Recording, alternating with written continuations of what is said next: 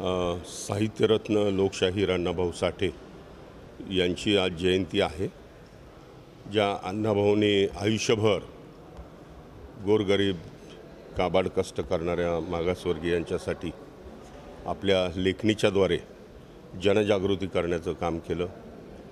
कथा कादंबऱ्या, वगनाट्य, तमाशा, लोकनाट्य अशा विविध माध्यमातून त्यांनी जनजागृती करून त्यांनी जनतेला जागृत करण्याचं महत्त्वाचं काम केलं। ते कामगार नेते होते। महाराष्ट्राच्या स्वातंत्र्य लढ्यामध्ये सुद्धा त्यांनी प्रचंड असं काम केलं। गिरणी कामगारांच्या संबंधात आणि जो कष्टकरी कामगार आहे त्याचं उत्थान करण्यासाठी सुद्धा त्यांनी प्रयत्न केला। ते रशियाची वारी करून आली। ते तसे साम्यवादी म्हणजे वेगळ्या अर्थानं सांगायचं तर कामगारांच्यासाठी त्यांनी प्रचंड असं कार्य केलं। त्यांचा आज जयंती उत्सव आहे।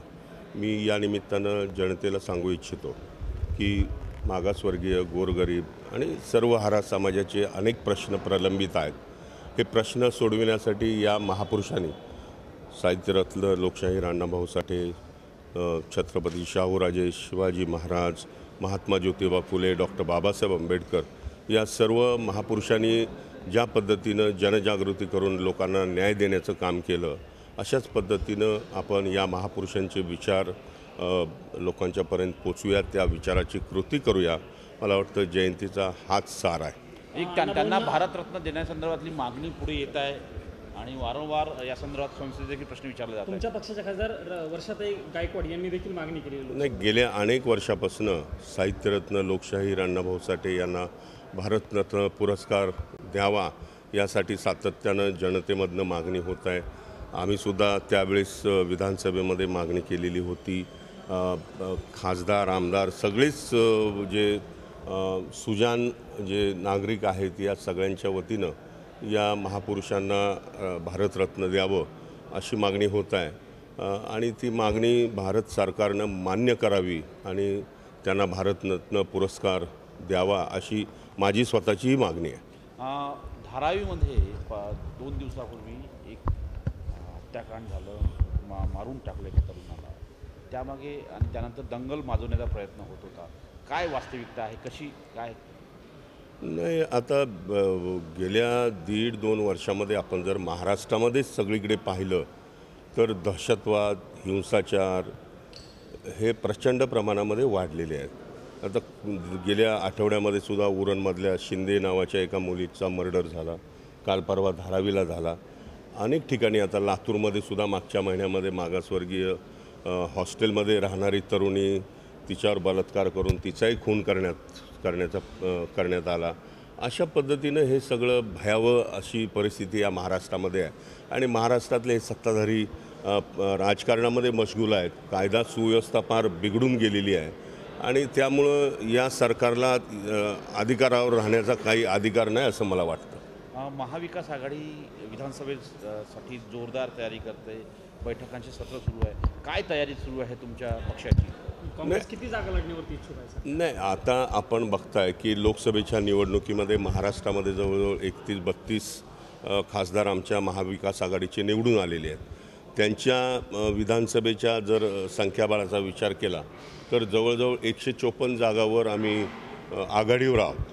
म्हणजे आमचे 154 आमदार सहज निवडून येणारच आहेत आणि आम्ही पुन्हा जोरानं प्रयत्न आम्ही करू आणि 180-85 जागा निश्चितपणे जिंकू आणि महाविकास आघाडीचं सरकार आम्ही आणू। त्यासाठी आमच्या पक्षानं शीट शेअरिंग कमिटी स्थापन केली। पवारसाहेब आहेत, उद्धवजी ठाकरे हे आहेत आणि खेळीमेळीच्या वातावरणामध्ये सीट वाटपाचा कार्यक्रम, सीट वाटपाचं धोरण जवळजवळ ठरल्यासारखं आहे आणि त्यामध्ये कुठलीही कटुता असणार नाही।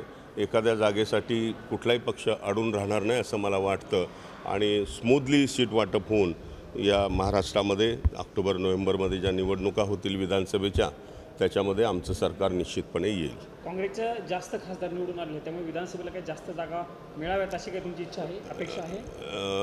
प्रश्न जागा किती मिळतात याचा नाही आहे।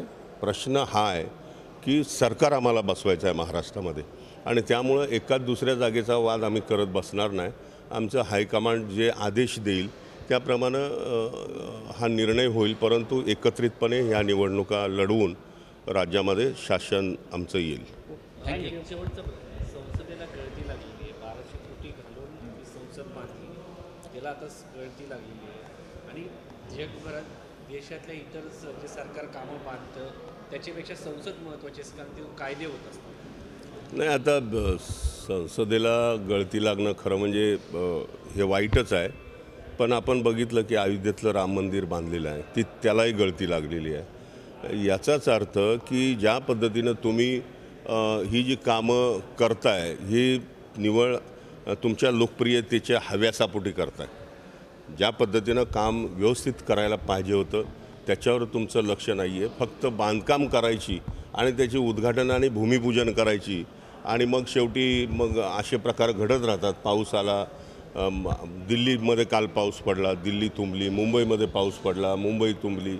ह्या ज्या इन्फ्रास्ट्रक्चर किंवा ह्या ज्या नागरी सुविधा किंवा ज्या पद्धतीनं काम व्हायला पाहिजे ते दुर्दैवानं होत नाही आणि म्हणून असे प्रकार घडत राहतात. एक शेवटचा प्रश्न करतो. महायुतीच्या वतीने आता एक अभियान सुरू करण्यात येतं आहे, ताईबाई अक्का, आणि महिलांच्या आधारावरती जास्तीत जास्त योजना लागू करण्याचा प्रयत्न होतो आहे. हे शेवटच्या टप्प्यात का केलं जातं आहे? नाही, आता आपल्या सगळ्यांनाच माहिती आहे की 2-3 महिन्यामध्ये निवडणुका आहेत.